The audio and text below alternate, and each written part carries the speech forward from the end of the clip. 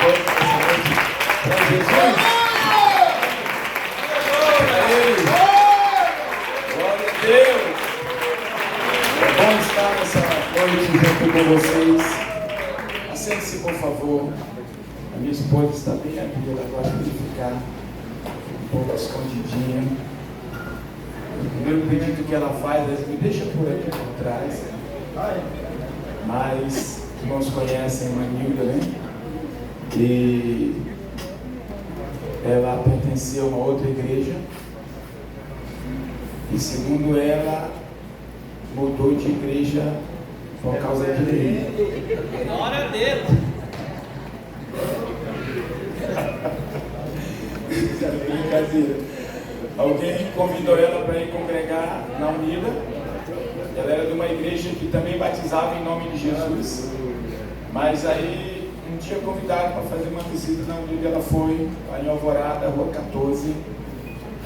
E ela decidiu então congregar ali.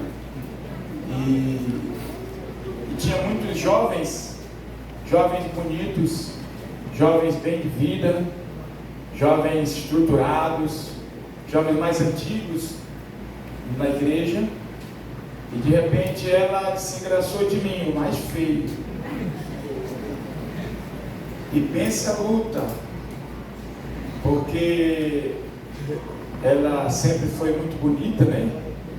E jovem ainda. E aí começou a concorrência. E eu estava em desvantagem. Graças a Deus, que Deus me deu um bom emprego na época. E aí eu andava bem arrumado. Aí eu gastava meu dinheiro com perfumes. Só para você ter uma ideia, Omisca, Banco Rabanne,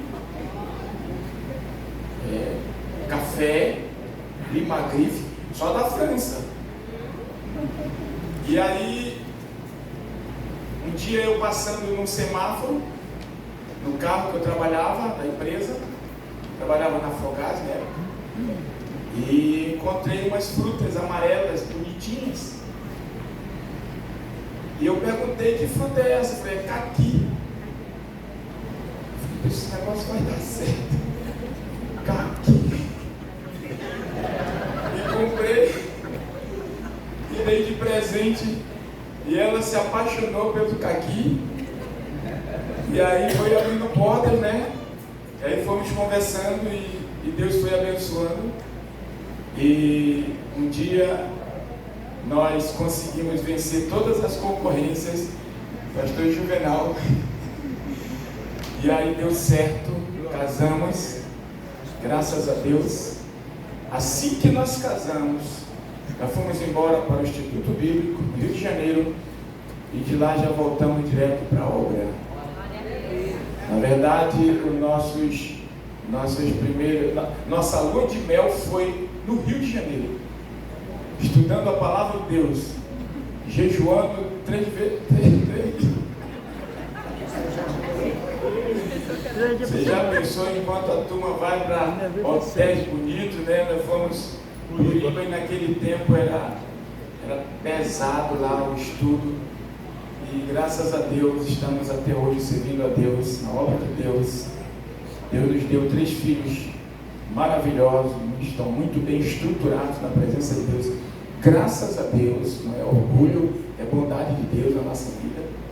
E continuamos ainda, eu já com 62, ela eu não posso dizer a idade, mas estamos bem, enfrentando já aqueles períodos de menos comida e mais remédio, né? Mas estamos vencendo, graças a Deus. E hoje eu fui convidado aqui a trazer a palavra de Deus. E eu fiquei tão feliz que eu vi ali o pastor Moacir. Eu não sei se ele está vindo aqui já hoje aprender com o pastor Juvenal, pegar algumas dicas, né? E com o homem da goiabeira, né? Mas ele me deu, logo de entrada dele, me deu um presente e eu fiquei muito feliz. Fazia muitos anos que eu não via, anos não, mais meses, né? Que a gente não se vê nos eventos. Ele me deu um presente, eu já abri aqui o presente e gostei demais. Obrigado, pastor Moacir. Tenho um carinho muito grande pelo senhor. O senhor sabe que no começo da minha vida para a Unida, lá na Alvorada, naquelas ruas, lá na Alvorada 3, quando o senhor estava lutando lá, começando, foi uma bênção, e ali nós aprendemos a servir a Deus junto com ele, com a sua família, e crescemos assim, com bons exemplos.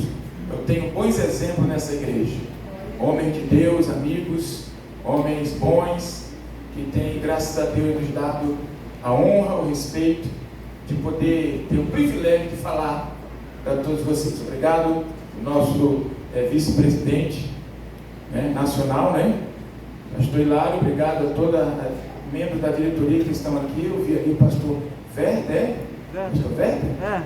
Levante a mão, pastor Werther, ele lá atrás, Obrigado, um prazer muito grande tê-los estar aqui com vocês. E os outros que têm nos acompanhado por muitos lugares, E obrigado por você não ter ido embora. Continuam aqui. Bom, agora eu tenho aqui a palavra de Deus para nós, e é necessário que todos nós hoje falemos a mesma língua, o mesmo idioma, pensemos do mesmo jeito e acreditemos também da forma como a palavra de Deus traz para nós. Cada dia há uma novidade, cada palavra tem um teor, cada testemunho, cada apresentação linda que aconteceu aqui vai com certeza repercutir no dia a dia e vai surtir efeito e vai fazer discípulos. Amém? Eu já tenho uma goiabeira lá no meu quintal e eu vou cuidar bem dela, E de vez em quando, glória a Deus. Mas vamos ficar de pé nesse momento. Nós temos hoje a palavra do nosso Deus e ela está aqui no livro de Eclesiastes. Eclesiastes capítulo 4. O tema hoje é que você tenha uma esposa que seja como você quer que ela seja, e que você tenha um marido que ele seja como você quer que ele... Oh, coisa difícil! Eu não sei quem falou esse tema, mas isso é complicado a gente chegar até essa concessão, Chegamos até esse momento bonito, lindo, assim, de conseguir que o marido seja do jeito que você quer, minha irmã de Deus. Te prometo que eu vou orar por você, para Deus te dar essa vitória. Melhor é serem dois do que um. Eclesiastes 4, 9 em diante. Melhor é serem dois do que um. Aqui a minha Bíblia diz, aqui que diz, melhor é ter companhia do que estar sozinho, porque maior é a recompensa do trabalho de duas pessoas. Se um cair, o outro o ajudará a se levantar. Mas pobre do homem que cai e não tem quem o ajude a levantar-se. E se os dois dormirem juntos, vão manter-se aquecidos. Como, porém, manter aquecido sozinho? Um homem sozinho pode ser vencido. Mas se forem um par, um casal, conseguem defender-se. Porque um cordão de 3 dobras não se rompe facilmente. Ou com facilidade, Nós vamos pedir que Deus fale conosco. Senhor Jesus, obrigado nessa noite.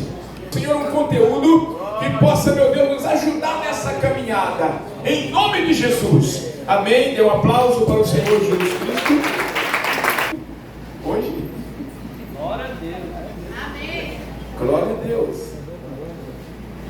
Obrigado. E eu gostaria que ela... Alguém, não sei, mas... Alguém convidou ela um dia desse para pregar, e eu vi ela dizendo, não dá, não estou pronta. Mas só que eu tenho observado ela fazendo anotações, pesquisando coisas. E eu pergunto, Você disse sim, ela disse, ainda estou pensando. Mas ela demora a falar. Pode vir? Obrigado. Sim, não tem problema, mas... Alguém disse que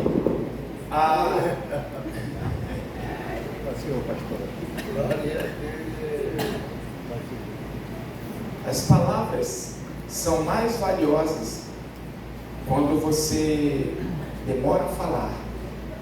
Aquelas pessoas que falam pouco, elas, quando falam, elas falam com muita sabedoria. E a minha esposa, ela fala pouco. Só que quando ela fala, meu amigo, aí não deixa mais espaço, não fica mais vaga para mim dizer mais nada. Porque quando ela fala com sabedoria. Vai lá onde precisava ir, né? E aí resolve. Quando chegar em casa a gente vai conversar baixinho. Pai, Senhor, todos irmãos. Amém. É maravilhoso estar aqui com vocês, né? E o que me alegra de estar aqui quando nós passamos ali aquelas barreiras que tem ali, né, pastor, que a gente viu esse tanto de irmãos que estão aqui, de casais, que eu acredito que são os casais. Eu me alegrei porque eu tenho certeza que tem casais aqui que são mais velhos do que nós. Nós temos 35 anos de casado e eu sei que tem alguém aqui que deve ter muito mais do que isso. Mas o que me fez refletir é que nós ainda estamos querendo melhorar, não é verdade? A gente nunca sabe tudo. Cada dia que passa, nós precisamos melhorar um pouco mais para que quando chegar a nossa velhice, a gente esteja bem em paz, não é verdade? No nosso casamento. Nós já estamos vivendo essa fase, né? De paz, mas no começo, quem está no começo, quero dizer para você que acalma teu coração, tenha perseverança, tenha fé no Senhor, feche a sua boca, feche os seus olhos, dobre teus joelhos, porque a vitória é certa, em nome de Jesus. O nosso casamento não foi 100%. Hoje eu posso dizer que, para a glória de Deus, está 95%. Porque ninguém é perfeito, né? Então, sempre em algum momento a gente, não que briga, mas que desagrada, né? Por alguma coisa que faz.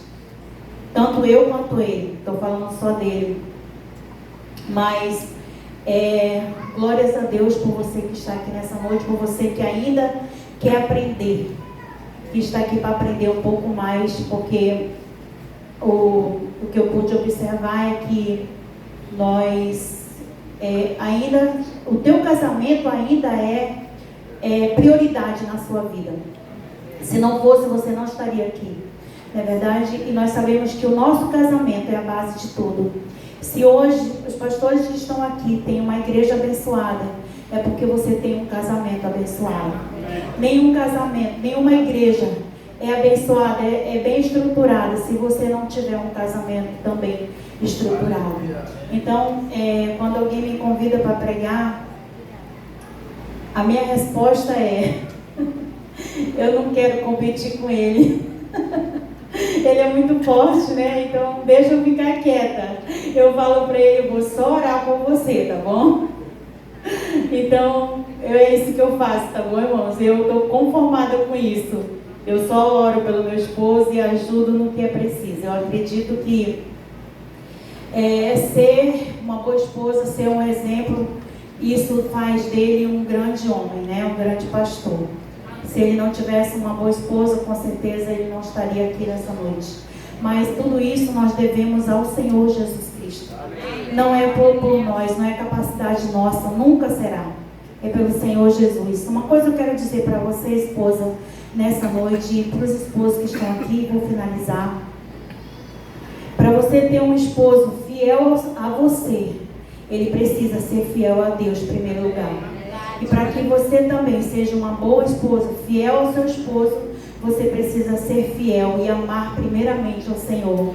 E durante esses 35 anos, eu amei primeiro o meu Deus, acima de qualquer coisa. Porque há momentos na nossa vida que a gente quer largar tudo, quer deixar tudo, quer abandonar tudo. Mas quando nós pensamos que existe que nós amamos mais, alguém que nós temos amor maior e que não queremos decepcioná-lo, então nós continuamos, na verdade, na direção que foi colocada para nós continuarmos até o final. E é isso, tá bom? Mas Deus te abençoe nessa noite.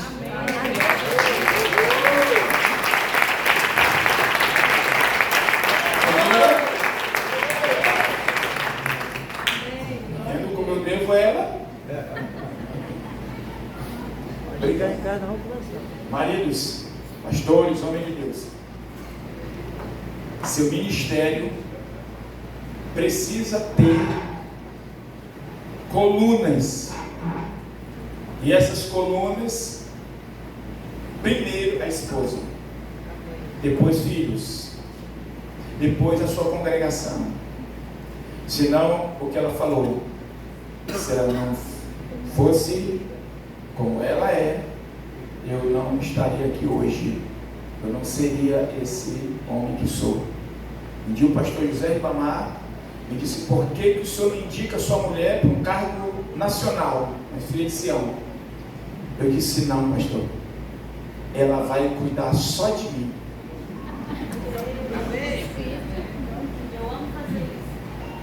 E ela disse que ama fazer isso. E eu disse: eu vou procurar servir a Deus por nós dois. Eu vou me envolver na obra por mim e por ela. E ela, se ela cuidar de mim, como ela me cuida, como ela cuida todo o tempo, com certeza vai me manter servindo a Deus, sendo útil na obra de Deus. E como ela falou, ela não quer competir comigo, né, irmãos? Aí eu perco, mano. Se ela competir comigo, já foi. Queridos, esse trecho que nós lemos, ele é lido em casamentos. Quando temos as cerimônias, celebramos casamento. É muito lido, né? Melhor assim, dói do que eu sempre leio isso aí, né? Pois é, mas hoje eu quero trazer uma tônica diferente sobre esse comentário. Porque quando a gente pensa nesse melhor, eu queria conversar com você sobre esse melhor. Melhor é ser em dois do que um. Melhor é estar aquecido do que com frio. Melhor é estar em pé do que caído. Não é isso? Então nós vamos trabalhar nesse melhor hoje. Porque minha esposa falou que a cada dia nós precisamos ser melhores. E você está aqui hoje porque com certeza você quer ser melhor. Aqueles que não vieram já disseram assim: eu não preciso disso, eu já sei de tudo. Mas eu estou vendo ali o nosso amado lá do Parque Riachuelo, né? É o esposo da pastora Jane. Parque Solimões. Paulo Exemil. Né? E eu estou vendo ali que ele já está sem. Ele já tem a mente brilhante, né? Também, né? E ele ainda está aqui. Então isso quer dizer que ele quer melhor, né, pastor? Cada um de nós aqui queremos o melhor? Então vamos tentar passar para você aqui como é o melhor. Graças a Deus. Porque a gente pensa muitas vezes que o melhor é quando a gente é jovem, né? O melhor é quando é novo, tá na força da turbina, né? Da coragem, do ânimo, do trabalho, em todas as áreas. E aí a gente vai ficando mais velho, e daqui a pouco as pessoas começam a fazer piada de nós. Começa uma brincadeira de mau gosto, dizendo coisas sobre os idosos, né? O cidadão, o marido, ou então a mulher, ele nem diz a idade que é para não virar piada, né? Pois é, mas eu vim dizer para você que nós estamos caminhando para o melhor. Em nome de Jesus. Glória a Deus. Pelo menos eu estou crendo, pelo menos eu. Amém? É esperança, a última. Mas vamos lá, eu quero logo de cara aqui dizer para você que quando nós olhamos para as pessoas ricas de hoje, pessoas bem-sucedidas, os grandes empresários, os mega empresários, os homens que estão aí alta, que são famosos, que a maioria inveja, gostaria de fazer parte da vida deles. Tipo uma criança, duas crianças que estavam na escola, a professora perguntou para o garotinho assim: o que você quer ser? Eu quero ser um grande empresário, tem várias fazendas, várias mansões, vários iates. E foi dizendo. Aí do lado dela estava uma garotinha e depois perguntou para a garota: e você? Eu quero ser esposa dele. E na divisão, né? E na visionária. Então quando se pensa em rico, a gente pensa em dinheiro, em prosperidade financeira. Mas rico mesmo é o homem que encontrou uma mulher valiosa. Você pode aplaudir?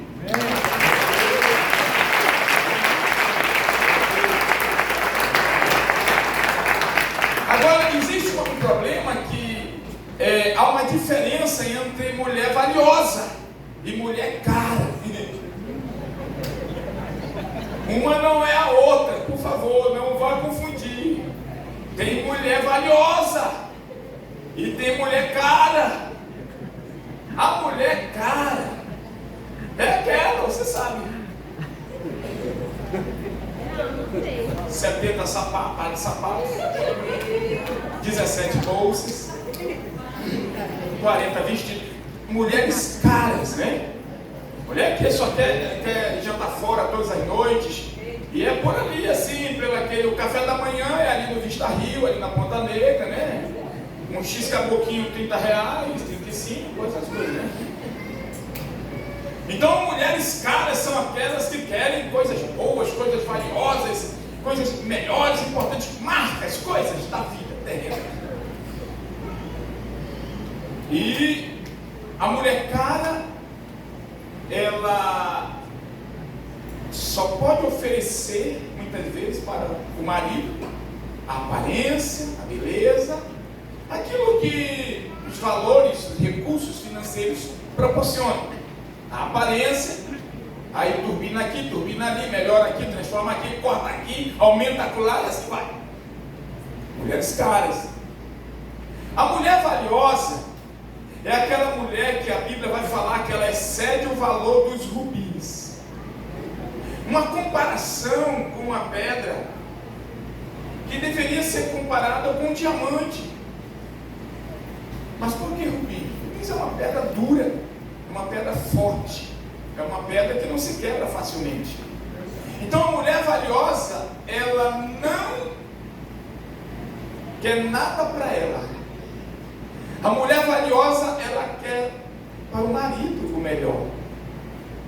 A mulher cara, ela quer para ela o melhor.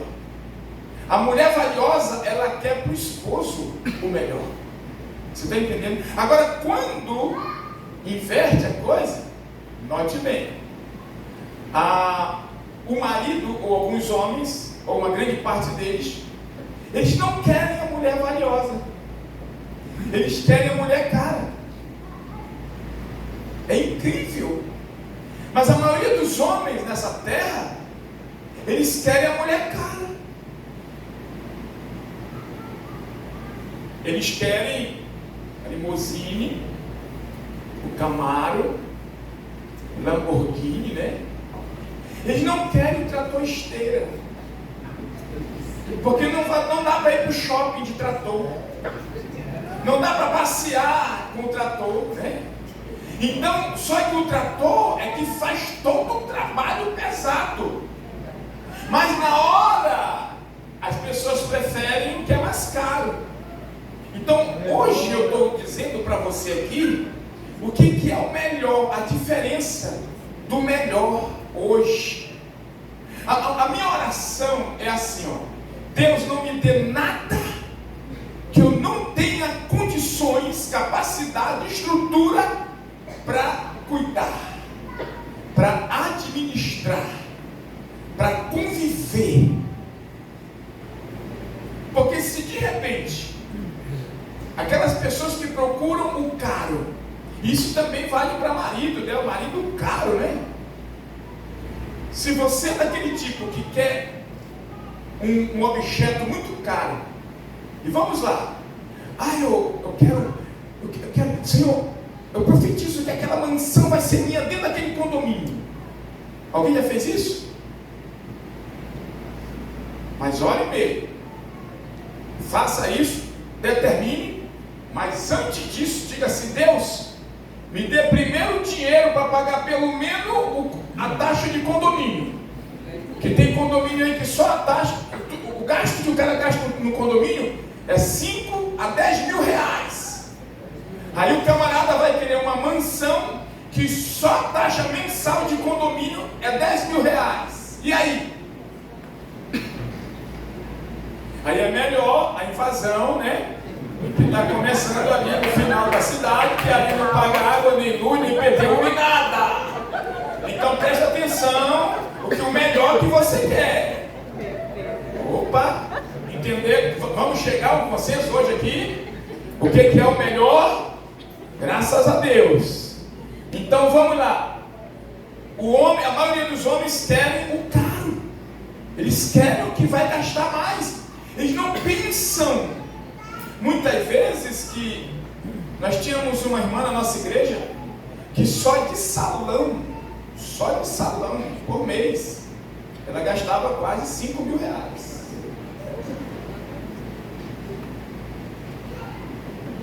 E aí? Só o salão. Está se falando de almoço e janta. Só o cabelo, a aparência ali, manter-se todo o tempo ali no padrão, era todo final de semana, estava lá no salão. Então presta atenção, você quer o melhor, não quer?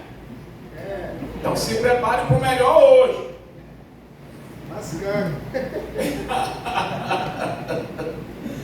Tudo bem, aqui estão os empresários, né? Aquela turma que ganha muito bem, né, Raimundo? Comércio assim na área nobre, né? De Manaus, né? Tudo bem, aí você pode ficar à vontade. Porém, quando nós pensamos em melhor, nós pensamos na nossa família, pensamos nas famílias da igreja, e nós descobrimos uma coisa, que existe uma igreja no meio da igreja, que é a igreja mais difícil que existe para um pastor conduzir, para um homem de Deus pastorear, que é a sua própria família. A família do pastor, ela é a igreja mais complicada que nós temos para pastorearmos. Por quê?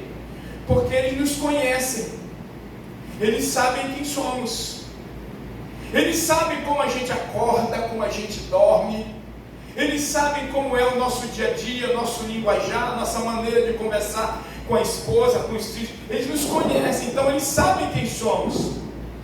É fácil para mim aqui vir pregar, falar: vocês não me conhecem durante o dia a dia, durante a noite. Você não sabe se eu ronco ou faz outra coisa pior do que ronco. Mas vamos lá. Se nós temos uma dificuldade tremenda, Deus realmente colocou logo isso, a família, para nos treinar, para nós termos o melhor, para melhorarmos a cada dia. Então eu quero levar você para a Arca de Noé. A família é tão valorizada por Deus que Ele colocou só famílias dentro da arca. Você observou isso? Nenhum ser que estava dentro daquela arca estava fora do convívio da família. Teve família com 7 pares, né? 14. Teve família só com 4, de 2. Teve famílias com 8 pessoas. E assim por diante. Então, Deus colocou somente famílias dentro da arca. Deus quis salvar somente as famílias. Então, meu querido, hoje, se você está em família, se você está segurando a sua família, mantenha, porque o dilúvio é forte. O dilúvio está lá fora, mas quem estiver dentro da arca com a sua família vai estar seguro. Aleluia! Glória a Deus! Famílias são importantíssimas no reino de Deus. Então, ame, cuide, valorize, ajude, mantenha-os. É difícil, é difícil. fazíamos o Natal todos os anos, tradição, na casa da minha mãe, igreja fechada, nós nos reuníamos lá no sítio da minha mãe. Todos os anos a família ia para lá, a gente comia, a gente conversava, sorria, brincava, a gente ia para lá. Mas um dia, houve um problema na família. Um desentendimento simples, por quase nada. E naquela noite, naquele Natal, acabou. Nunca mais conseguimos reunir a nossa família lá, ao redor da mesa da minha mãe. Alguns vão, 2 ou 3, outros fazem em suas casas, mas quebrou um elo tremendo. Eu tentei juntá-los, tentei ajudá-los, tentei orientá-los, mas alguém me disse assim: você não sabe que tem coisas que a gente leva para o túmulo? Que pena. Algumas decisões são tomadas, famílias se desagregam, se afastam, e vai ficar somente ali a comunhão individual. Eu tenho comunhão com todos, graças a Deus, amo a todos eles, eles também me amam, mas assim, não consegue juntar todos, porque ruiu, atrofiou em alguma parte, e acabou, e nunca mais aconteceu aquela reunião com toda a família ali. Estou te contando isso porque isso é real, isso acontece. Famílias começam a se despedaçar porque vai entrando pessoas na família, vai vindo a nora, vai vindo o genro, vai vindo os cunhados, as cunhadas, vão vindo os filhos, os netos, e cada um vai tendo uma ideia, cada um vai tendo uma mente, cada um vai pensando de um jeito.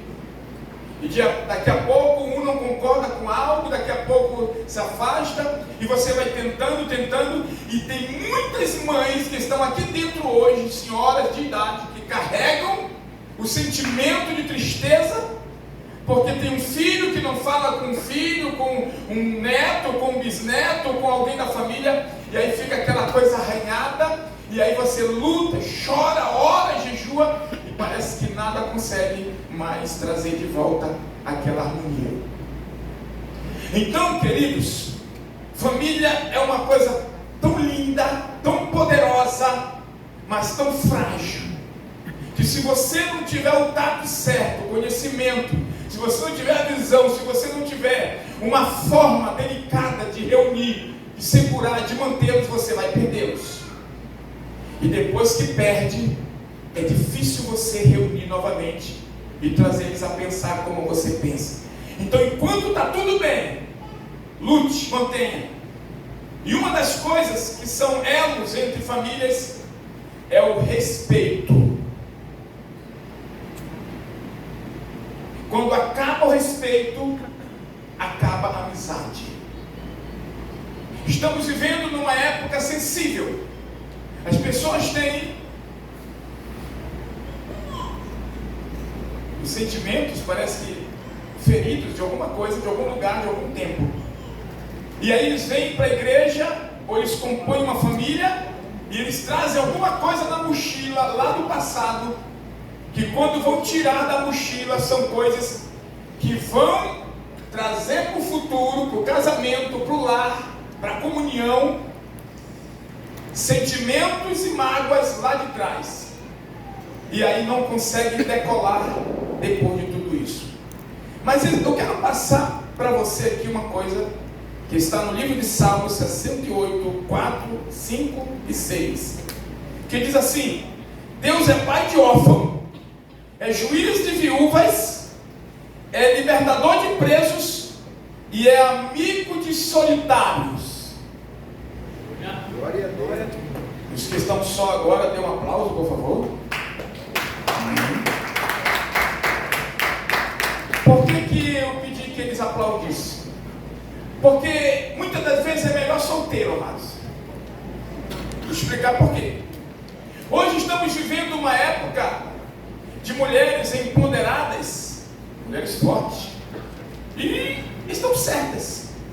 Para sobreviver nesse mundo de hoje, você tem que querer ser e focar. Um dia desse a minha esposa me assustou, porque ela é muito boazinha, muito cautelosa, muito amiga, tudo que tem divide, ajuda, socorre. Mas um dia desse ela bateu na mesa e disse: pois agora eu vou ser diferente, agora eu vou me valorizar. Antes, quando chegava uma pessoa um pouquinho maior, aí ela mesma dizia: ó, vá na frente, que eu vou aqui no banco de trás, imprensadinha, né? Ela disse: a partir de agora não, aí se imprensar lá para trás, e eu vou no banco da frente, o banco da frente é meu.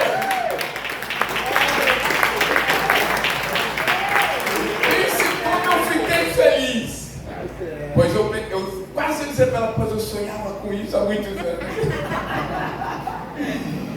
Se valorizar, só que existe uma supervalorização, excesso. E esse excesso, queridos, faz muita gente assustar alguém. Você preste atenção. Alguém disse: para que casar? Para ter que enfrentar uma Maria da Penha? Porque se na hora que casa, o homem tem que abrir mão de sonho, de tudo, e ser um provedor, e cuidar, e trabalhar, e sustentar, e manter.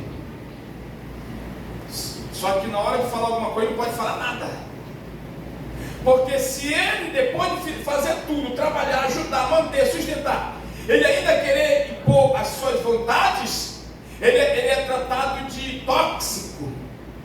Ele é tratado como se ele fosse uma pessoa cruel. E aí, de repente, então, é melhor viver só. Porque alguém está valorizando muito ultimamente aquele ditado: é melhor viver só.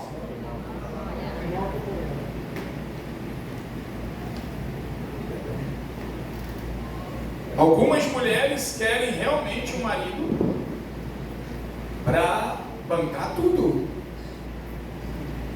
E nós aprendemos assim mesmo antigamente. O marido bancava tudo. Aí, eu tenho um filho que a esposa dele banca metade e ele metade.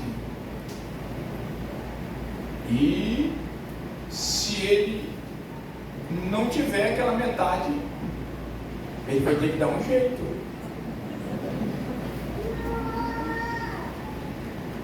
E os direitos iguais prevalecem e está tudo bem. E um dia desse ele me falou assim: mas está difícil, está complicado, né, pai? Eu falei: tá não, filho. Como não está? Eu falei: foi você que escolheu. Aguente. É assim mesmo. Eu falei: mas a mamãe nem é assim. Eu falei: não, só que eu que banco tudo.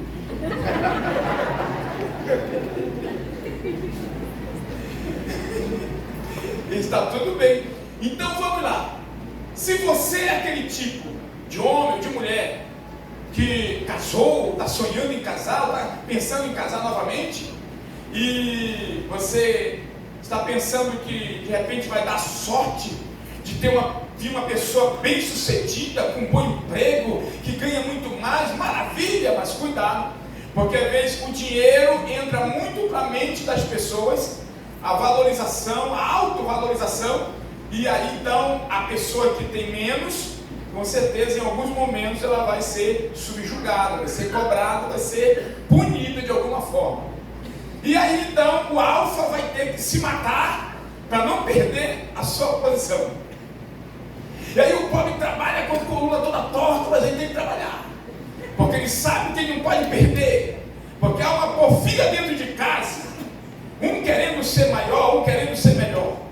E aí surge um problema terrível, que acaba com os casamentos. E eu vou mostrar para vocês aqui. Está em Provérbios 22, versículo 7. Contrair dívidas e pedir emprestado. Meu Deus do céu. O que tem de gente hoje devendo agiotas? Surgiu agora um tal de tigrinho.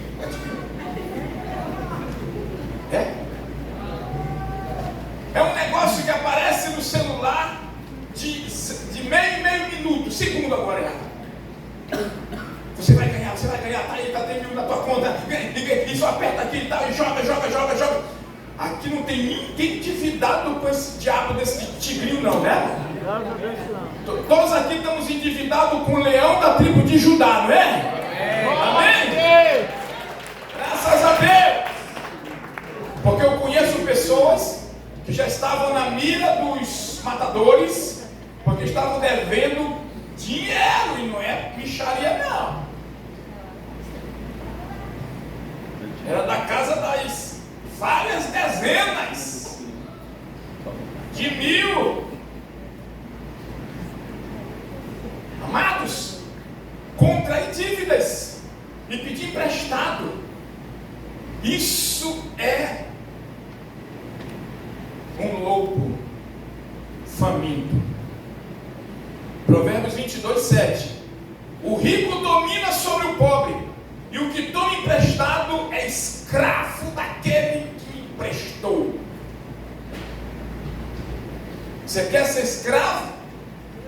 Tudo bem, eu sei que você talvez aí ganha muito, aí você pode de repente, para resolver um problema, você pode ali de imediato fazer um empréstimo e já pagar logo em seguida e ficar livre, mas cuidado com esse problema.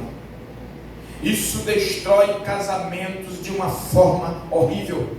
Provérbios 11:15 diz assim: sofrerá severamente o que fica por fiador do estrangeiro, aquela pessoa que empresta, mas o que evita a fiança estará seguro.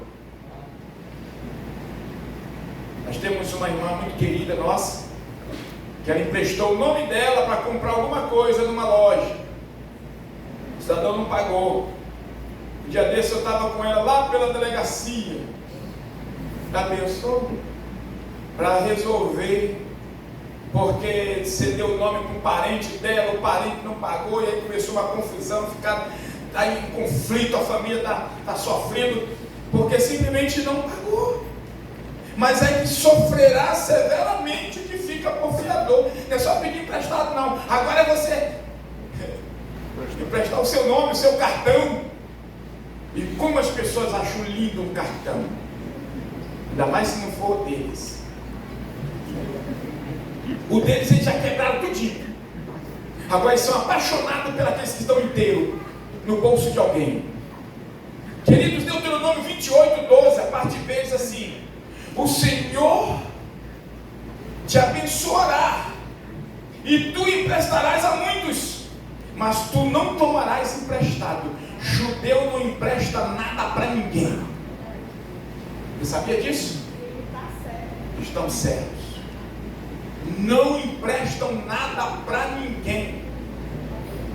Vamos já ver aqui uma consequência terrível que nós temos visto ultimamente. Primeiro erro é esse: contrair dívidas. Jovem, por favor, meu amigo, se não der para tu comprar um iPhone de 12 mil, compra aquele de botãozinho. Irmão, não é feio não. Vai comprar e não pagar. Não vai ter WhatsApp, nem Facebook, mas também não vai ter ninguém batendo na tua porta, teu nome no Serasa.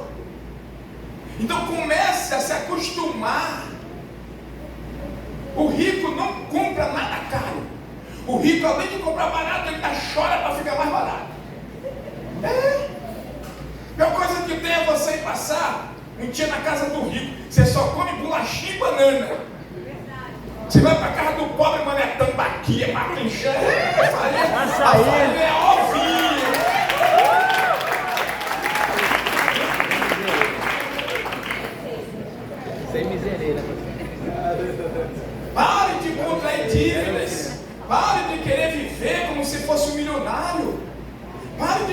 esbanjar, esnobar, ostentar. Saber mal mesmo. Não, eu não entendi. Bemol, está dizendo. A bemol empresta dinheiro, né? Meu irmão mandou uma mensagem querendo me emprestar 2 milhões. E Deus me livre. Vou vender meu fígado depois. O segundo erro que nós cometemos e destrói o nosso casamento, prejudica muito. Não economizar.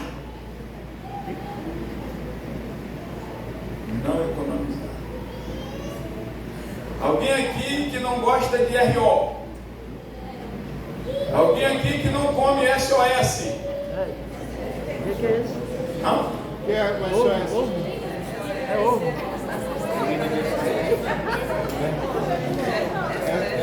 É Só salsicha e ovo com sal.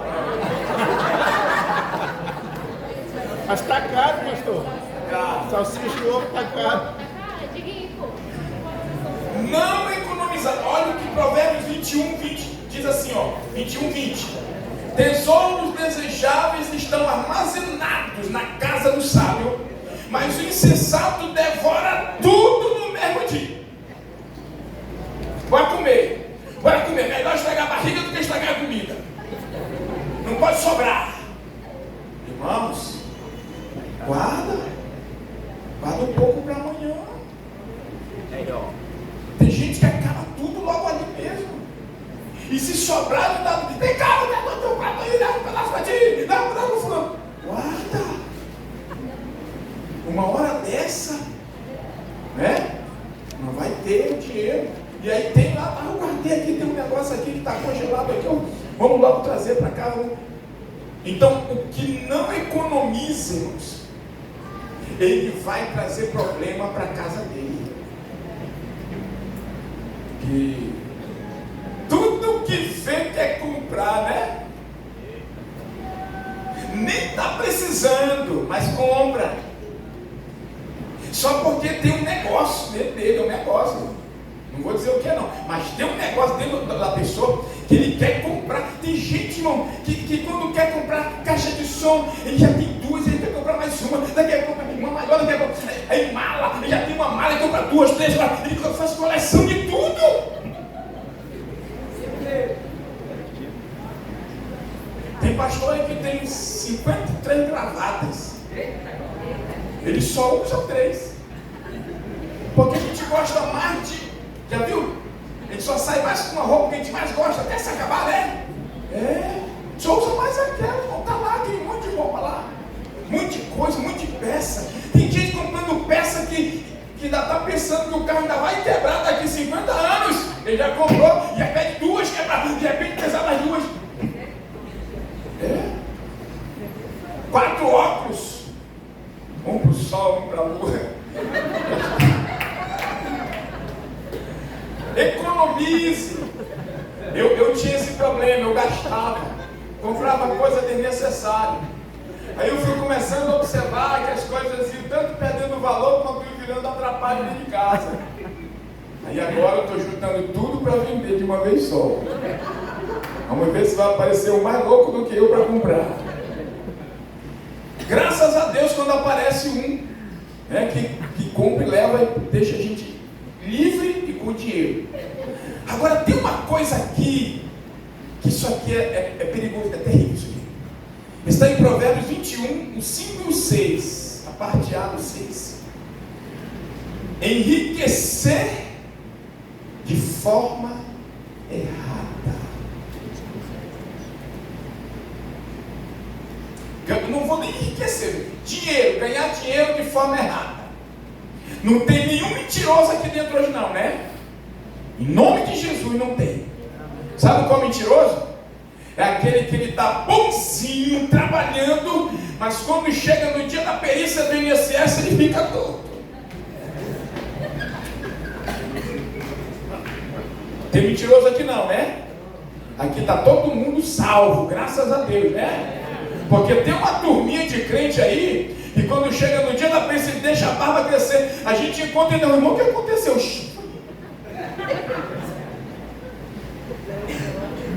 Tem, irmão, tem chega lá e joga a caneta no chão, que é para ver se a pessoa junta rápido. Se junta rápido, tá bonzinho, tá liberado. Tá, isso aí, perdeu. Vai trabalhar. É? Tem uns que vão com a mão toda assim. Aí o médico pergunta, faz tempo que o senhor está assim? Vixe, muito tempo. Está liberado, vai trabalhar. Né? Irmãos, ganhar dinheiro de forma errada. Cuidado. Não, mas tem um negócio aí, pastor, eu tenho que receber, eu tenho que ganhar esse negócio aí, eu só vou receber se eu não tiver nem lugar para morar, nem nada, aí eu vou passar um dia aqui, ó, mulher, tu dorme em casa aí, eu vou dormir aqui na calçada, em cima do pedaço de papelão, que quando vir a fiscalização, a perícia, merece, não tem nada mesmo não.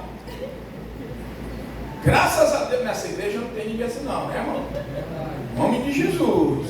O pessoal ficou calado já. Note bem, Provérbios 21, 5 e 6, parte A. Os pensamentos do diligente levam só para a abundância, mas trabalhar com falsidade para juntar tesouro não progride. Assim age aqueles que buscam a morte. Opa! Ganhar dinheiro fácil, eu vou emprestar dinheiro para os outros. Eu vou virar agiota.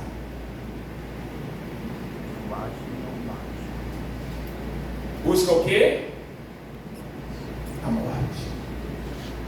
Não vou entrar em comentários sobre nada que aconteceu esses dias aqui pela compensa, não.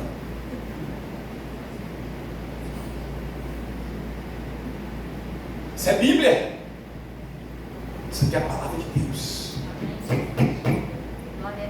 Ganhar dinheiro fácil.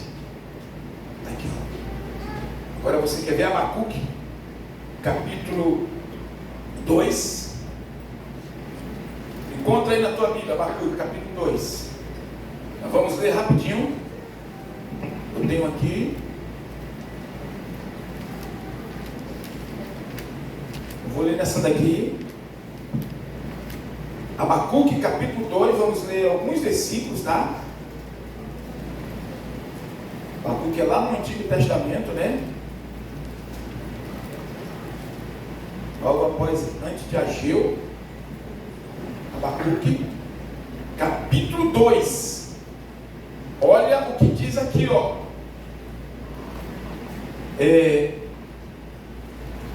Versículo 7 diz assim: não se levantarão de repente os teus devedores, e não despertarão os que te farão tremer? Tu serás despojo para eles, porquanto tu tens despojado muitas nações.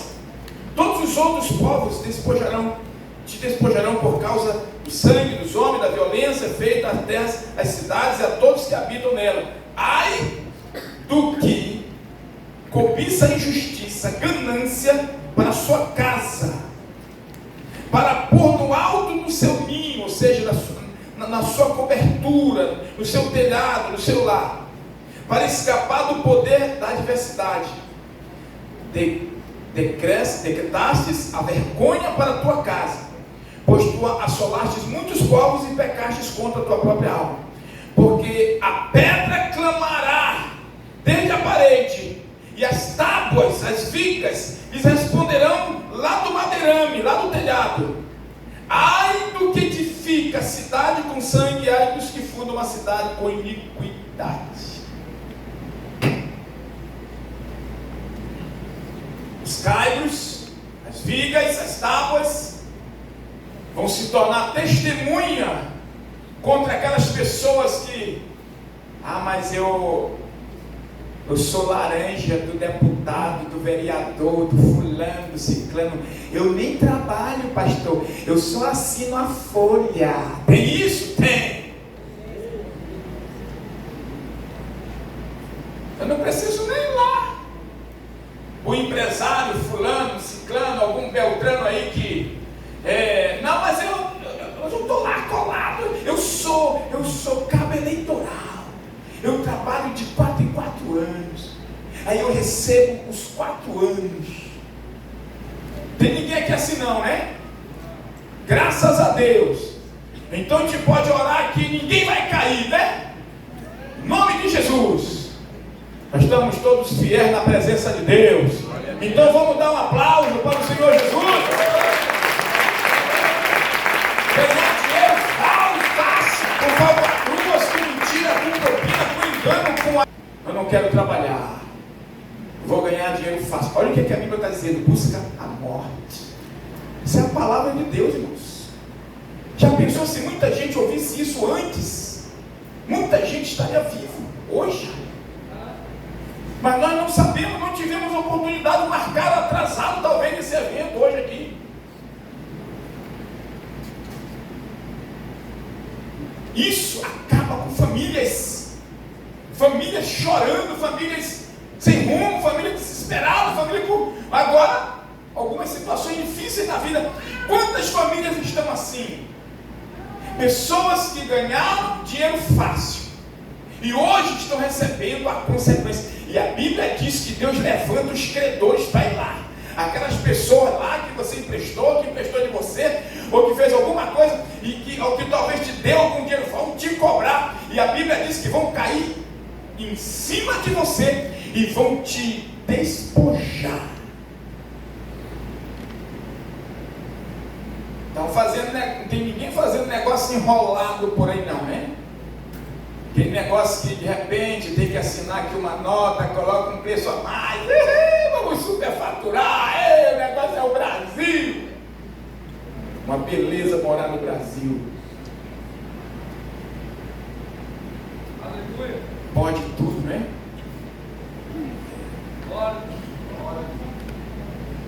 Cuidado. Se você está vivendo dessa forma, hoje é noite de conserto aqui. Amém. Hoje é o dia de você chegar e falar a verdade. Diz, acabou, não quero mais isso não, tá? Estou fora. Estou fora porque a morte está me procurando. Estou fora porque vai cair de muito em cima de mim os problemas, as pessoas, os cobradores, os devedores. Graças a Deus que nós temos ainda a palavra a favor dessa igreja, amados. Querido, porque tem igrejas por aí que os pastores dizem assim, não, isso aqui foi Deus que mandou, foi nada, foi o capeta. Tem muita coisa que a gente pensa que veio de Deus e não veio. Tem muita coisa que é bênção e não é. Graças a Deus que essa igreja é uma igreja que ainda ama a verdade. É isso? Então busque, lute por isso, lute pela sua família. É a tua família que vai sofrer. Agora vamos lá. Consumismo. O consumismo em Provérbios 21:17. Aquele que ama os prazeres empobrece, e aquele que ama o vinho e o azeite jamais enriquecerá. Consumismo. Eu quero tudo, eu quero mais. E de repente vai se afundando e daqui a pouco não tem nada. Sabe o que vai acontecer depois do consumismo? Pessoas que gostam de gastar demais, chega um momento que ele não tem, e aí ele fica desesperado e vai para onde? Eu estava aconselhando um rapaz que ele adoeceu. Quando ele adoeceu, foi internado, ficou muito tempo internado, muito mal. Então alguém achou que ele já ia morrer, pegou o carro, pegou moto, vendeu logo tudo que era dele, ele viveu, voltou. E ele começou a trabalhar de novo. Alugou um carro para trabalhar, está lutando, está vencendo devagarzinho. Só que ele era viciado antes, muito viciado. E essa semana ele chegou comigo, disse, pastor, esses dias agora eu estava pensando na minha situação, estou tentando recuperar, doente, trabalhando ainda, não está totalmente curado. Fez a decisão, se converteu. E ele disse, esses dias, todos os meus amigos estavam reunidos no local, e uns usando droga, outros bebendo. E um disse assim para mim, rapaz, eu sei a tua situação, como é que está. Toma logo isso aqui, bebe. Já está mesmo ruim. Alguém diz assim, a gente chegou no inferno porque não dá um abraço no capeta, né? Alguém diz. Não há diferença mais. Dizer que ele pegou, ficou olhando e lembrou que ele decidiu servir a Deus. E ele pensou, está ruim, mas pode piorar. Saiu de perto e disse, não, eu vou embora, eu vou me arrumar que eu vou para o culto. E aí o carro dele quebrado, e aí alguém chegou, olhou para ele e disse, pega o meu carro, vai trabalhar. E Deus está abençoando, conseguiu dinheiro, consertou o carro, e ontem já saiu para trabalhar no carro dele, arrumadinho, e disse, pastor, valeu a pena, valeu a pena, valeu a pena.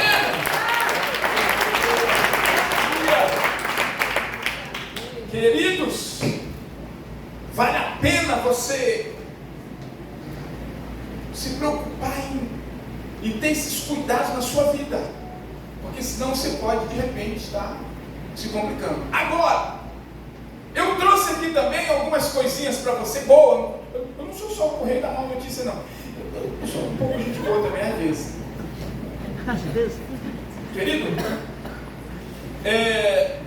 você sabe que é necessário você ter invejas?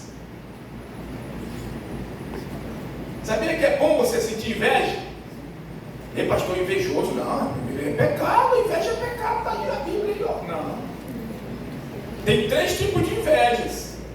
E aí depende da inveja que você está tendo. Tem uma inveja, mano, que ela é construtiva.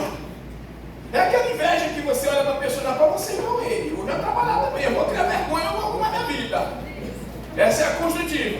Aí tem uma inveja que ela é destrutiva. Ah, rapaz, ele conseguiu, eu vou matar ele. Ele conseguiu quando eu vou puxar o tapete dele. Essa aí é destrutiva. E tem a autodestrutiva, é que assim, rapaz, ele conseguiu, eu não consegui, eu vou me matar. Essa é a pior. Então, você tem que ter inveja, mas qual inveja? A construtiva. Comece a observar aquele irmão que está dando certo. E comece a pegar umas ideias, uma dica. E você vai começando a ver. Quando eu me converti, novo ainda, né, inexperiente, estava na igreja do pastor Moacir. O pastor Maí estava pregando naquele culto.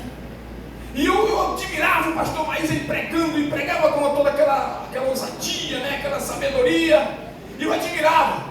E um dia, quando terminou aquela campanha, o pastor Maí estava pregando, e eu amei aquela mensagem. Eu achei tão linda aquela mensagem. Parece que era toda para mim. Eu cheguei, eu tomei meu joelho, e eu comecei a orar assim, Senhor, bem baixinho, né? Eu me ajoelhei, me abaixei e encostei a testa no chão.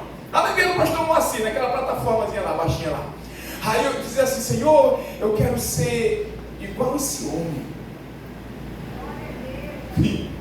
É bom sentir inveja, pastor. Olha, ó. Rapaz, quando eu vim aqui, mano, que eu vim aqui, eu tá em homem aí, ó. Tem uma admiração grande por ele, esse rapaz da cabeça branca aí, ó. Ele não tem lanche não, né? Não? Não. Graças a Deus, né? Queridos, quando eu estava orando daquele jeito, o inveja, estava com inveja. Uma inveja santa, uma inveja construtiva. Aí ele chegou e foi orando pelas pessoas, e ele colocou a mão na minha cabeça. Eu estava falando bem baixinho, Senhor, eu quero ser igual assim, chorando lá. Ele colocou a mão na minha cabeça, daqui de cima da plataforma. Ele estava vendo que era um barulho naquele tempo, o pessoal orava, né? É meio escandaloso naquele tempo, né? Nem respeitava o vizinho, não tinha medo de polícia, não. E eu escutei quando ele disse assim, Senhor, faz dele melhor do que eu. Glória a Deus.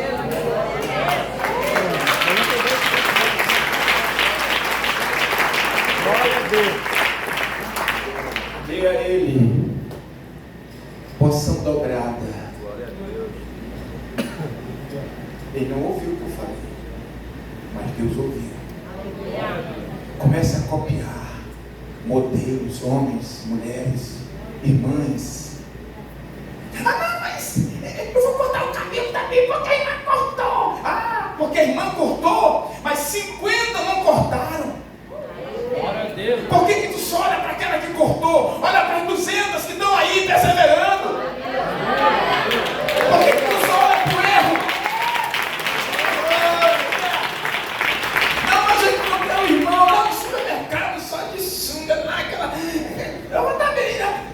mas tem 500 aí. Foi isso que Deus disse para Elias. Aleluia. Não é isso? Começa a olhar, começa a invejar coisas boas para a tua vida. Para de querer copiar só. Irmão, quando eu olho, meu Deus, o ser humano de hoje, ele só escolhe porcaria. Tu sabia disso? Na igreja tem irmãos que só querem ser amigo daqueles que não prestam e querem fazer confusão. Agora vai piorar uma coisa. Ainda tem um tempo aí, está acabando? 3 horas da manhã. Olha, queridinho, vamos lá. Você sabia que o julgamento já começou? 1 Pedro vai dizer isso, 4, 15 e 17. O julgamento já começou. E começou pela casa de Deus.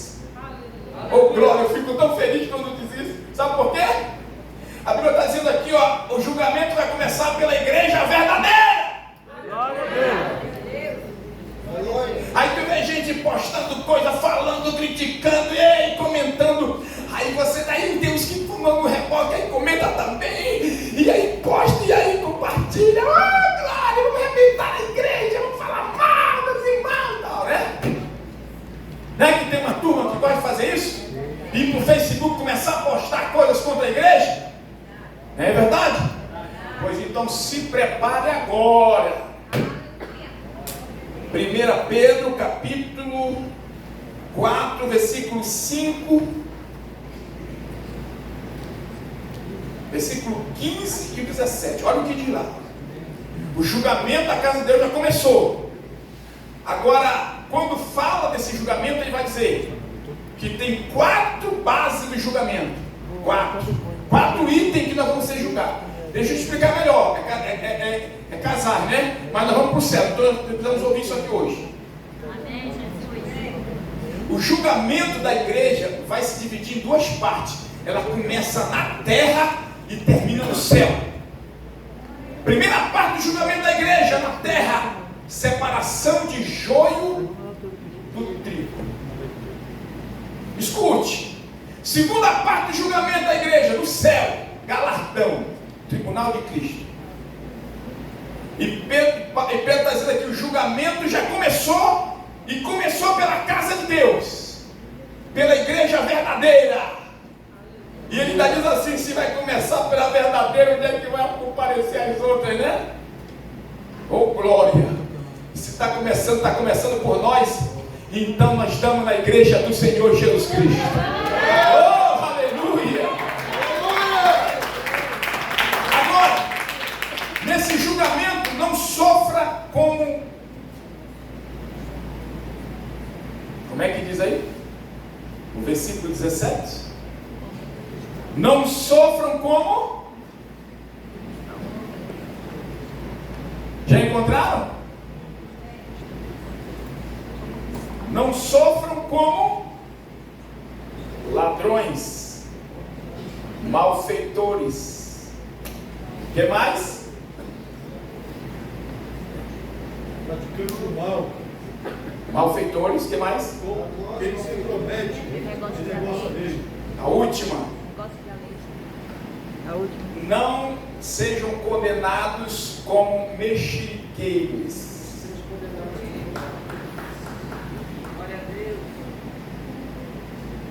Pessoas que gostam de vasculhar a vida dos outros. Eu vou encontrar aqui que eu quero acabar com ele. Eu vou encontrar aqui alguma coisa. Vai ser condenado os que postam e os que compartilham. Fala, Deus. E tem mulheres, tem que dizer alguma coisa. Eu não digo nada,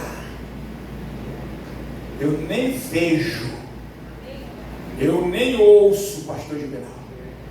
Quando alguém vem comentar, meu amigo, eu não sei de nada, nem quero saber, porque o mexeriqueiro vai ser separado. O joio do trigo é separado aqui, querido.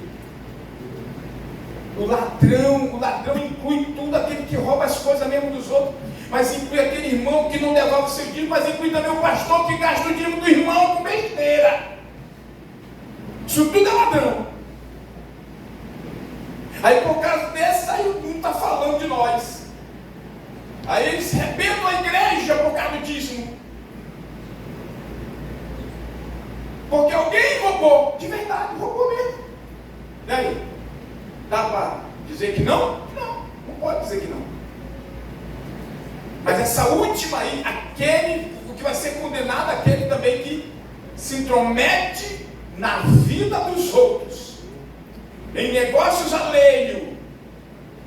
Irmão, em nome de Jesus, bloqueie os seus 2 dedões.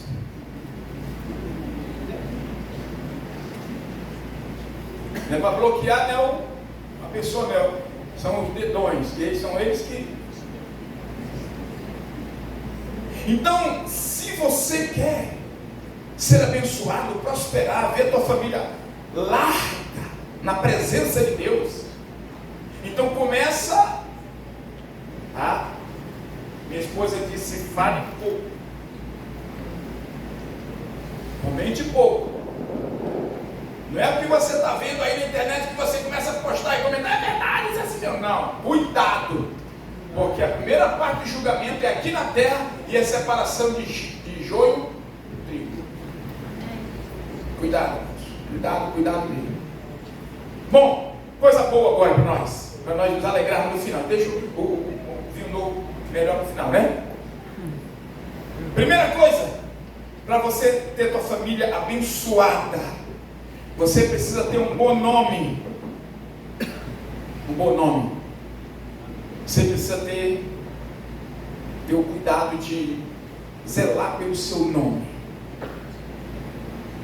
Não deixe o seu nome cair em situações de dúvidas. Mantenha o seu nome, a única coisa que nós temos. É só isso que você tem, irmãos. Você não tem mais nada, não. Não há pensar daquele teu carro, que na tua casa, é teu não, é teu não, irmãos. Eu compro roupa nova, minha mulher diz assim, eu vou guardar que é para não usar, que quer usar tudo de uma vez só e ainda quer sujar de açaí. É para ficar melhor. Aí eu falei, pois é, então guarda, mas tem uma coisa, se você guardar e eu morrer e não usar, eu volto. E para quem você der essa camisa, eu vou perturbar. Na hora que ele botar a camisa, eu estou lá, puxando a camisa. Aí se então usa logo, pronto, tudinho, aí eu boto para usar.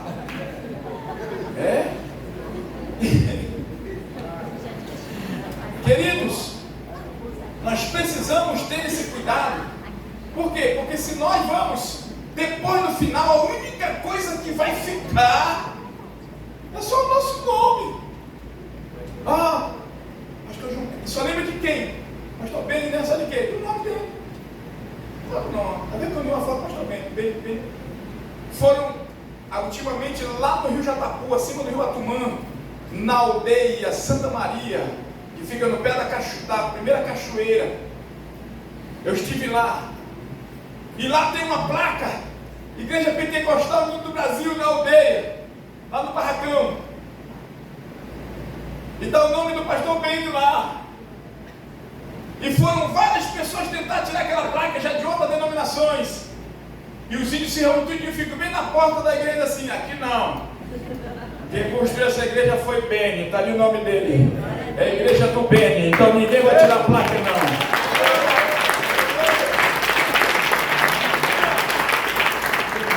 Eles não estão nem aí pro nome de Jesus não, é Beni. Tá?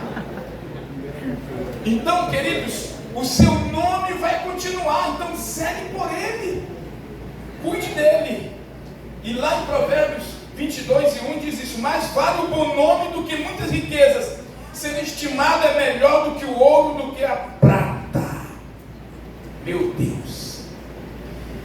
Eclesiastes 7:1 diz assim: melhor é a boa fama do que o melhor unguento, e o dia da morte melhor do que o do nascimento. Você sabe que a morte perpetua o teu nome? Você sabe que se você tem um bom nome, quando você morre, o teu nome fica melhor? Pessoas que nem te conhecem vão ver o seu nome. Quando forem lá no cemitério, que passar na frente daquela lápide, vão ler. Você já leu vários nomes lá, né? Olha, fulano, ciclano, nasceu. Às vezes você fica andando por lá. Pois é, você nem conheceu aquela pessoa, mas não leu o nome dele, não foi? Então quando a Bíblia vai dizer que a morte é melhor, mas para quem tem um bom nome? Porque quando tem um mau nome, desgraçado, é aqui, né? Vou jogar uma bomba aí em cima, né? Queridos, mantenha o seu bom nome. Cuide disso. A outra coisa boa aqui é mentoria. Você precisa ter mentoria. O que é mentoria? Você precisa pedir conselho das pessoas. Pergunte das pessoas, dos mais velhos. Pergunte daquela pessoa que se deu bem na vida. O que você fez? Me conta aí como é que é esse negócio. Você pode ensinar? É claro que agora, até para ensinar sobre dízimo, a pessoa paga na internet, né? Como prosperar, para ensinar qualquer coisa, ensinar o hortelã para gripe, tem que pagar. Daí eu gravei um vídeo aí, logo abaixo, você aperta o OK lá e vai pagar. Ninguém mais quer ensinar nada de graça. Mas comece a observar, comece a se preocupar com isso, em querer saber como chegar ali. Eu estive pregando um dia desse lá no Salmo 91, lá no shopping, Salmo 91, lá na Grande Circular, né? Sempre me convida, eu vou lá, prego, o funcionário dele lá. E eu observei que, quando eu entrei lá, bem recebido, né? Bom dia, tudo bem? É um prazer tê-lo aqui. O pessoal recebeu. Meu Deus, onde é que eu estou?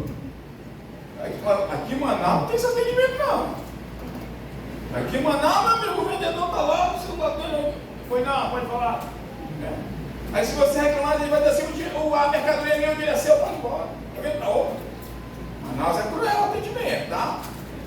Quando eu cheguei no Salmo 91, eu me assustei. Eu fui assim disfarçado, eu não fui interno, não. Aí cheguei lá, nem me conheciam. Sabe quem me convenceu? Eu fui para pregar, irmãos. Eu fui só para pregar. Ainda esperando que ia ganhar uma oferta. Eu pensava que ia ganhar uma oferta. O Salmo 91, né? Querido, eu deixei lá R$2.700. Eu comprei cadeiras lá para a igreja.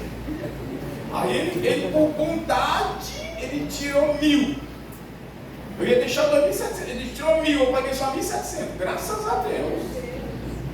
Eu ia lá para pregar e ganhar uma oferta, já estava contando com aquilo, já estava pensando em merendar quando saísse de lá, né? No café daquele por ali por perto.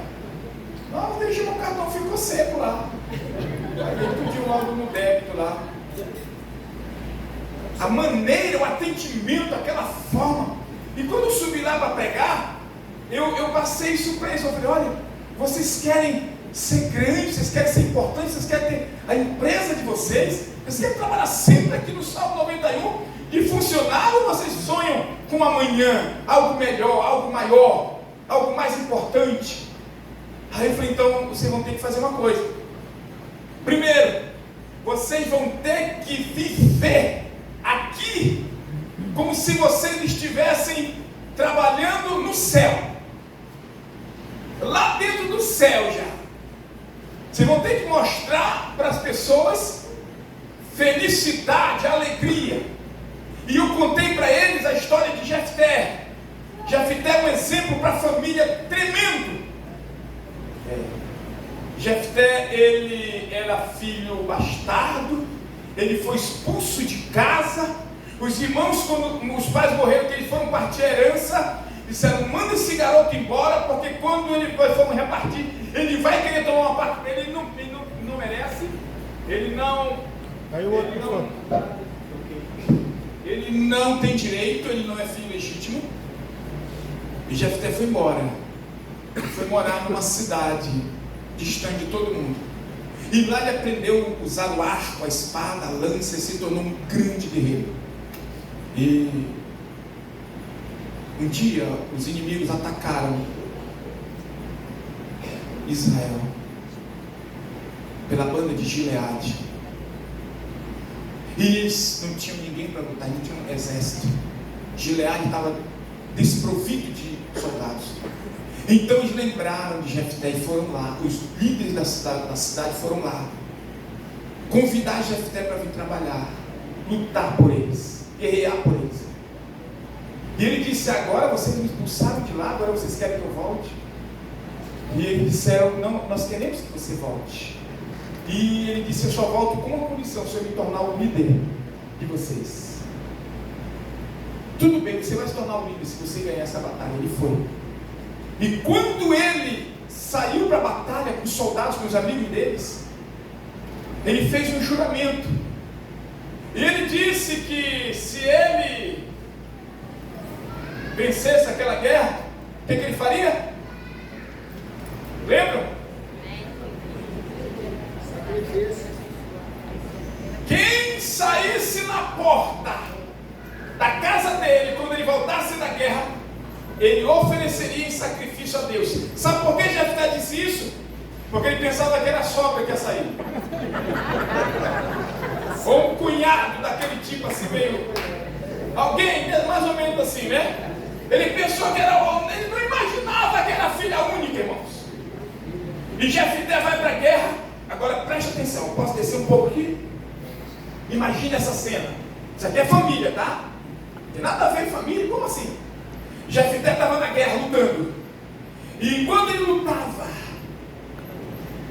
ele pensava no voto. Você imagina que a maior guerra de Jefté não estava ali no campo? Estava onde? Em casa. O voto que ele fez. Você imagina, irmão, às vezes o pastor está trabalhando na obra, o pai está no emprego trabalhando, a mãe está lavando a roupa, cuidando, mas a maior batalha não é aquela. É a filha que foi embora de casa com um usuário de drogas. É o filho que está se acompanhando com uma turminha complicada. Nossas maiores batalhas nem estão aqui dentro, estão lá. O nosso campo é lá fora, é lá em casa. Tem alguém aqui assim nessa noite? Tem alguém que está entendendo o que a palavra está dizendo? Jefté estava lutando no campo, lá fora, mas a guerra pior dele estava dentro de casa. Terminou a batalha, eles ganharam, e todo mundo vinha pulando de alegria, sorrindo, se abraçando. Nós conseguimos, nós vencemos. E Jefté vinha assim, ó.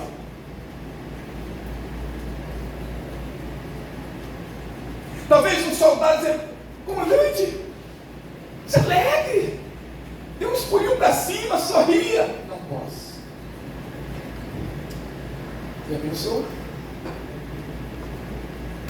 Quantos pais, quantos crentes estão lá, oração, jejum, são homem de Deus, mulher de Deus, fala língua, profetiza, mas tem uma guerra em casa.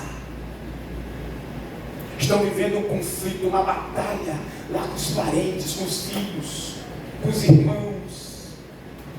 Quantos Jeftés tem aqui nessa noite? Quantos homens e mulheres que têm enfrentado esse conflito? Sabe por que nós estamos hoje aqui? Porque nós queremos aprender a vencer as batalhas lá dentro do campo de casa. Glória a Deus.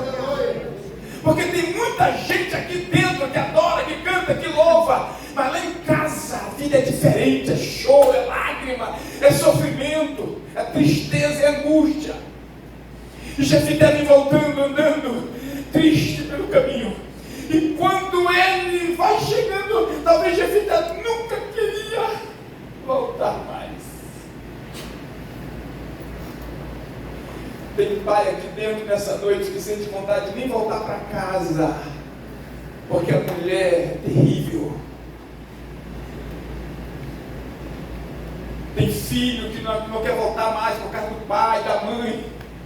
Mãe que não consegue voltar mais, não sente vontade de voltar, por quê? Por quê? Por causa dos filhos, por causa do marido. E Jefté vai voltando de cabeça baixa, a espada afincada na bainha, a lança talvez nos ombros, andando e pensando: meu Deus, eu fiz um voto, e eu disse que quem saísse primeiro seria sacrificado. Ele sacrificou mesmo, irmãos.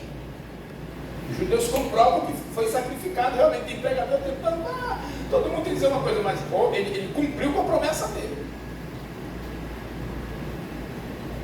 Quando chega na frente da casa, irmãos, todas as famílias que os soldados foram chegando na frente da casa, correram felizes, abraçando, e o marido abraçando também. Nós vencemos, nós vencemos. Mas quando já se depara na porta, na frente da casa dele, que sai a filha, Jefté desaba. Quando ele viu a filha saindo, ele já foi se jogando no chão, arrasado.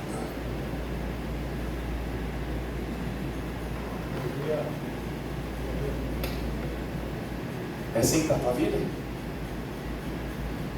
Vence tantas batalhas, luta tantas guerras.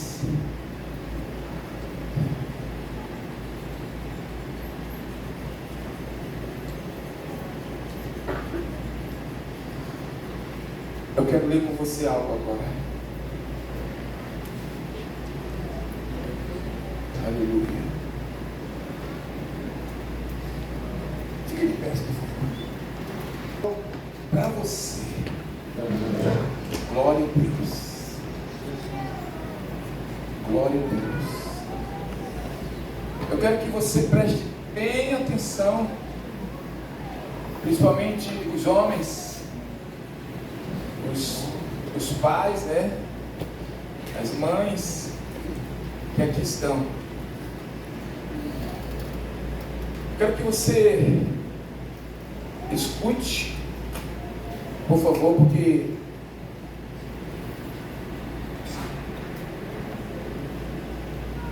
alguns homens não valorizam a esposa, não valorizam filhos, não se valorizam dentro de casa.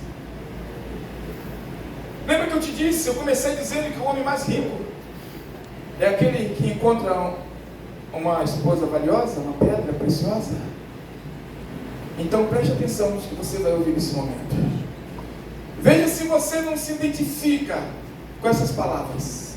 Mulheres, irmãs, maridos. Ser mãe não é uma etapa, é uma jornada. E é uma jornada inteira que começa antes mesmo do primeiro choro. Ser mãe começa num susto ou numa alegria de um teste positivo.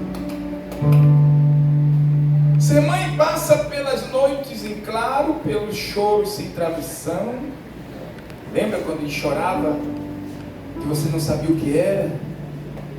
Pelos abraços que dizem mais do que qualquer palavra. Ser mãe atravessa anos da escola, os dias de febres, os medos escondidos no peito e os sonhos costurados com amor silencioso. Mas não para por aí, porque ser mãe também não termina quando eles crescem, só muda de aspecto, sai do colo e vai para a oração. Agora não vai mais carregar, mas vai orar por eles. Glória a Deus. Agora deixa o toque das mãos e se firma no olhar de longe. Lá vem meu filho, lá vem minha filha. Solta as mãos, mas nunca solta o coração. É no silêncio do quarto, no vazio da saudade, de uma ligação que parece que nunca acontece. É na espera por uma visita que continua parecendo uma eternidade. É na torcida quieta, no orgulho disfarçado e na lágrima que escorre ao ver que os filhos estão indo embora, mesmo e até mesmo para longe. E continua. Se você está no início, no meio, ou na fase de deixar ir embora, saiba que você continua sendo tudo para eles, tudo para o marido e para os filhos.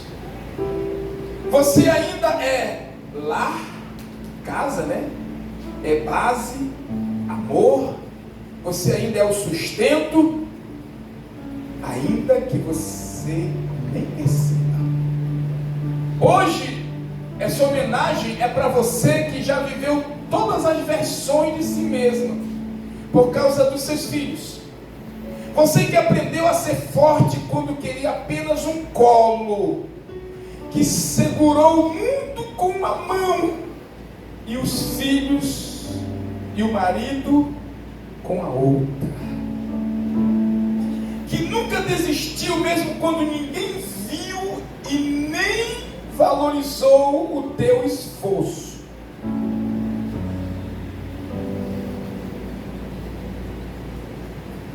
Porque o seu amor não tem prazo, nem fase, nem condição. Ele simplesmente é. Felizmente ou infelizmente, mãe apenas não é somente ser abrigo, mas também muitas vezes mora na memória.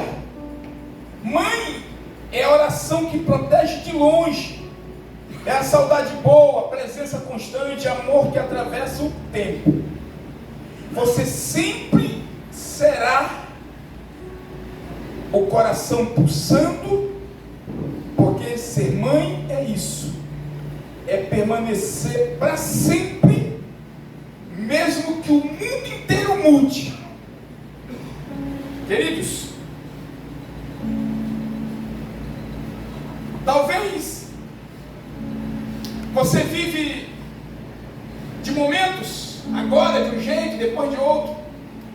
Talvez não valorizou, não cuidou, não observou que a sua família, que a sua casa, o seu lar, eles são uma bênção para a tua rua, para o teu bairro, para a tua cidade e para a tua igreja.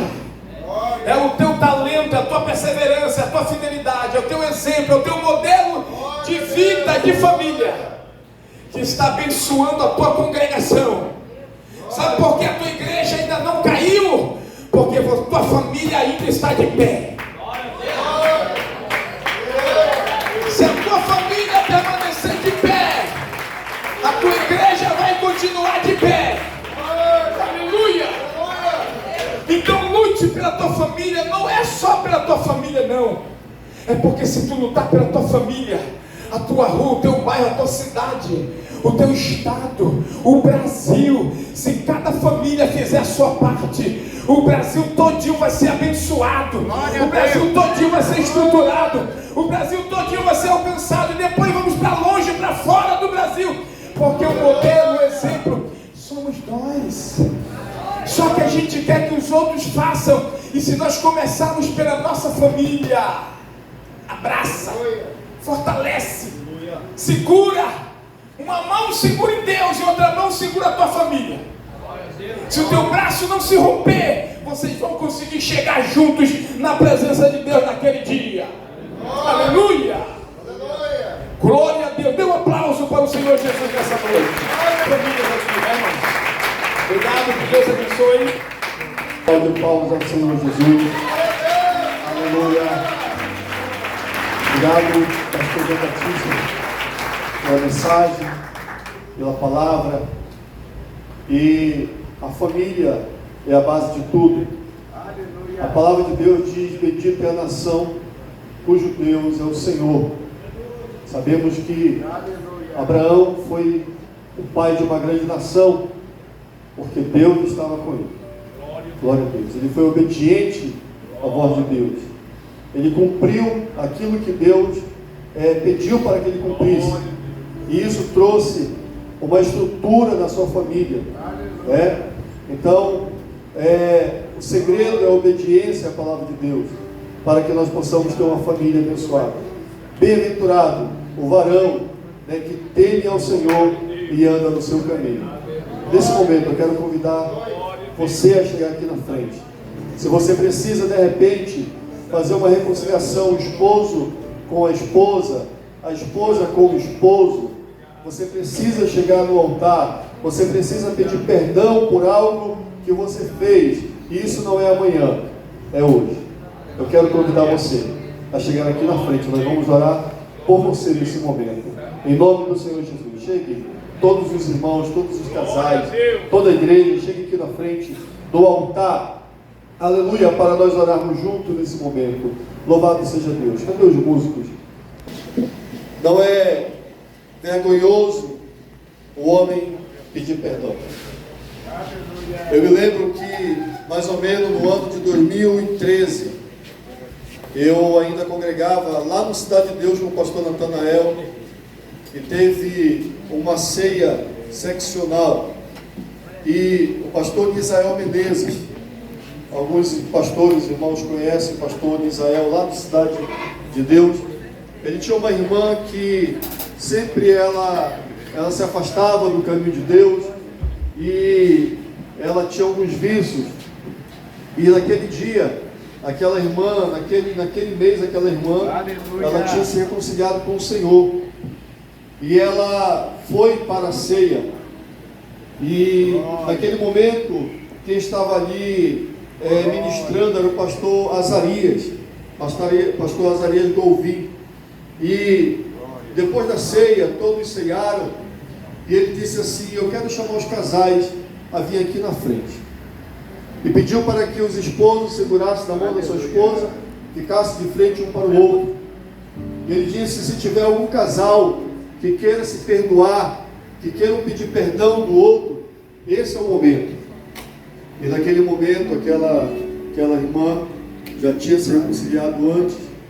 Ela foi até a frente com seu esposo, e eles pediram perdão, eles se reconciliaram. Ela pediu perdão do seu esposo, ele pediu perdão da sua esposa. Naquele momento, Deus derramou do seu espírito, ela foi cheia do Espírito Santo, ela foi renovada com o Espírito Santo. Isso foi no domingo pela manhã. Na quinta-feira, aquela irmã ela foi internada, ela foi acometida de uma enfermidade, e ela foi internada. Com uma semana que aquela irmã foi internada, ela partiu. Há coisas que nós não podemos deixar para depois.